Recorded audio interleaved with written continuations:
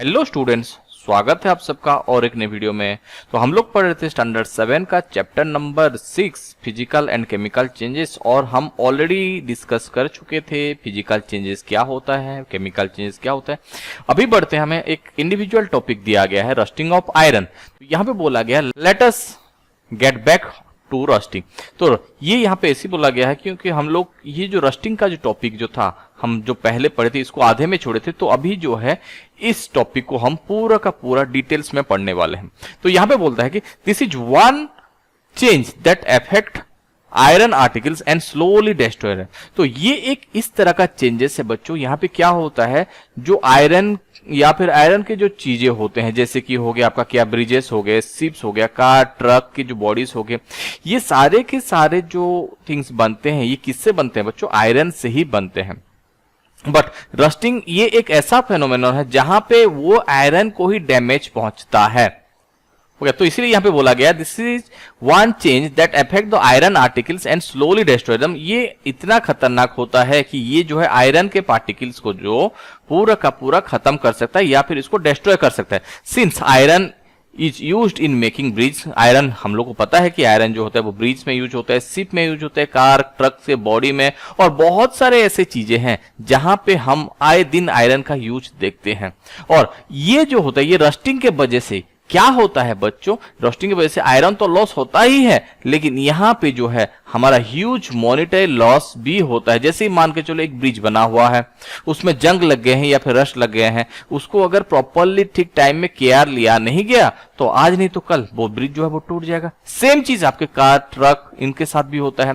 तो अगर हम इसी रस्टिंग के प्रोसेस को थोड़ा अच्छे से लिखना चाहे तो this process of roasting can be represent by the following equation. इसी इक्वेशन से हम लोग लिख सकते हैं, जैसे कि मान के चलिए आयरन प्लस ऑक्सीजन, आयरन और ऑक्सीजन को जब भी हम लोग मिलाते हैं और वहां पे प्रेजेंस ऑफ वाटर भी बहुत जरूरी होता है, तो जो फाइनल प्रोडक्ट बनता है आयरन ऑक्साइड या फिर फेरस ऑक्साइड बोल के जिसको कहते हैं, यही हमारा रस्टिंग है। एंड ऑफ कोर्स ये रस्ट जो होता है ये एक नया प्रोडक्ट है, और इसी के वजह से ही हम रस्टिंग को क्या बोल के कहते हैं, और रस्टिंग को हम लोग केमिकल चेंज भी बोल के कह सकते हैं।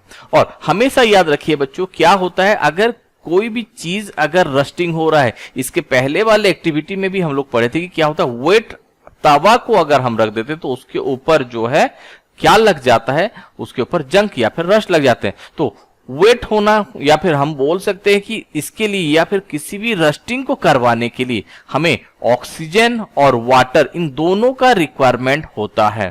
वाटर तो ऑक्सीजन इसको कहां से मिलता है, क्योंकि हमारे एटमॉस्फेयर में ऑक्सीजन लार्ज नंबर में प्रेजेंट है। ऑलमोस्ट बात किया जाए तो 21% ऑफ ऑक्सीजन हमारे एटमॉस्फेयर में प्रेजेंट है। और वाटर हो सकता है या फिर वाटर वेपर हो सकता है। तो इन दोनों के प्रेजेंस में ही ये पूरा का पूरा रोस्टिंग प्रोसेस होगा। अगर इन दोनों में से कोई भी एक एब्सेंट हो जाएगा तो हो सकता है रोस्टिंग प्रोसेस ना हो या फिर नहीं होने का चांसेस रहता है। बट अगर इसको वाटर और ऑक्सीजन कंटिन्यूअसली मिल रहे हैं तो रोस्टिंग प्रोसेस होता है।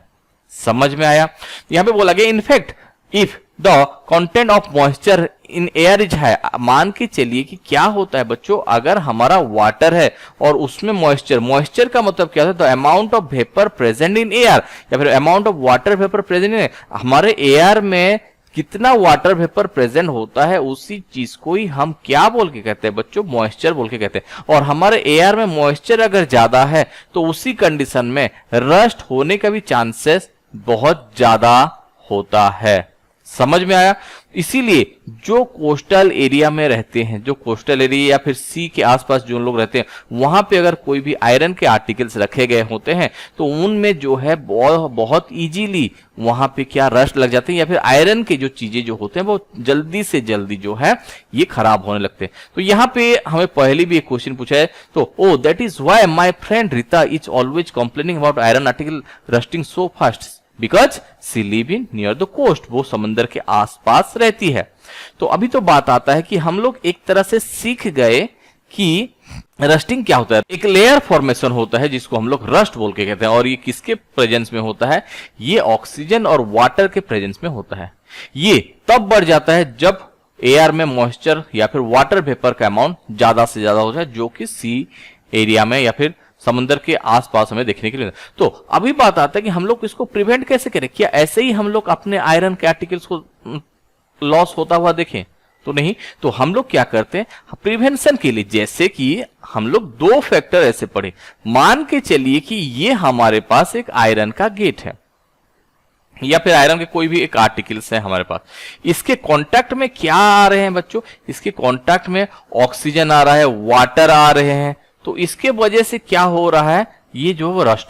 अगर कोई ऐसा तरीका हम लोग अपनाते हैं जिसके वजह से ये एयर हो गया या फिर ऑक्सीजन हो गया इसके कांटेक्ट में ना आ पाए तो हम लोग आराम से जो है इसी रस्टिंग प्रोसेस को हम बंद कर सकते हैं। और वही सेम चीज यहां पे हमें दिया गया है।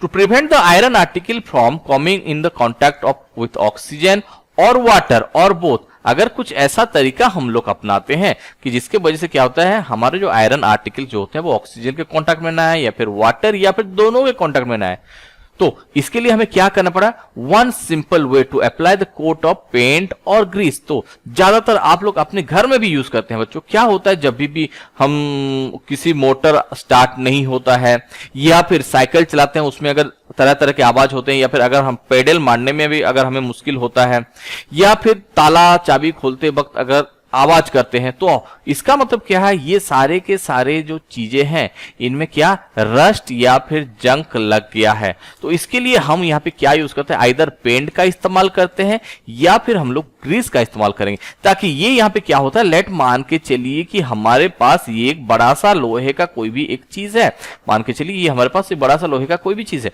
तो जब भी हम इसके ऊपर कुछ अप्लाई कर देते हैं, कुछ अप्लाई का मतलब मान के चलिए कि इसके ऊपर हम क्या किए, एक ग्रीस का लेयर या फिर एक पेंट का लेयर हम इसके ऊपर चढ़ा दिए, तो इसका मतलब क्या होगा, अगर इसके ऊपर पानी गिरता है तो सबसे पहले वो कहां पे गिरेगा, पानी आके सबसे पहले गिरेगा उसी पेंट के ऊपर। जैसे वाटर के ड्रॉपलेट अगर गिरते हैं सबसे पहले वो किसके ऊपर गिरेंगे, वो पेंट के ऊपर ही गिरेंगे, वो डायरेक्टली जो है वो हमारे आयरन आर्टिकल्स को इफेक्ट नहीं पहुंचा सकते। तो यहां पे इनका जो डायरेक्ट कांटेक्ट को बंद कर दिया जाता है। तो यहां पे वही सेम चीज दिया गया, in fact this code should apply regularly. तो हमें ये कोड जो रहता है ये रेगुलरली एक मान के चलिए कि 1 साल या फिर 2 साल में एक बार जो है हमें पेंट करवाना चाहिए, ताकि हमारे सारे के सारे जो आयरन के जो आर्टिकल्स हैं ये बच सके। यहां पे और एक तरीका दिया गया, another way to deposit a layer of metal like chromium और zinc on iron.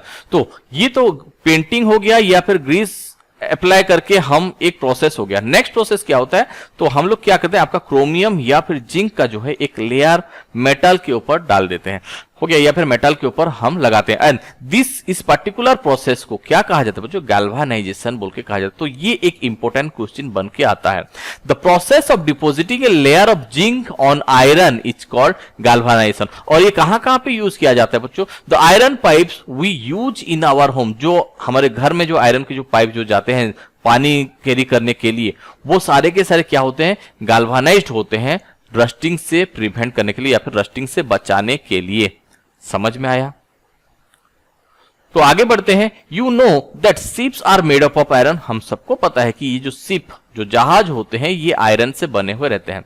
And A part of them remains under the water. और एक पार्ट जो रहता है वो वाटर के अंदर रहता है और कुछ पार्ट जो रहता है वो वाटर के ऊपर भी रहता है। मतलब आधा जो है जहाज का आधा हिस्सा पानी के अंदर रहता है और आधा हिस्सा जो है वो पानी के ऊपर भी रहता है। On the part of above the water also water drops keeps cleansing to the ship and outer surface. तो ऊपर वाले पार्ट को भी जो होता है वहां पे भी वाटर इफेक्ट कर सकता है। हालांकि वो टच में नहीं है लेकिन वाटर के जो ड्रॉप्स जो होते हैं इसको हार्म पहुंचा सकते हैं। Then moreover the water of the sea contains many salt. और इसकी वजह से क्या होता है, क्योंकि हम लोग जानते हैं कि सी वाटर में बहुत सारे सॉल्ट प्रेजेंट रहते हैं। And the salt water make the process of rusting formation faster. और उसी सॉल्ट वाटर की वजह से यहाँ पे रस्टिंग और तेजी से होता है। और इसी के लिए क्या होता है बच्चों, therefore the ship suffer a lot of damage from rusting and in spite of being painted so much that a fraction of ship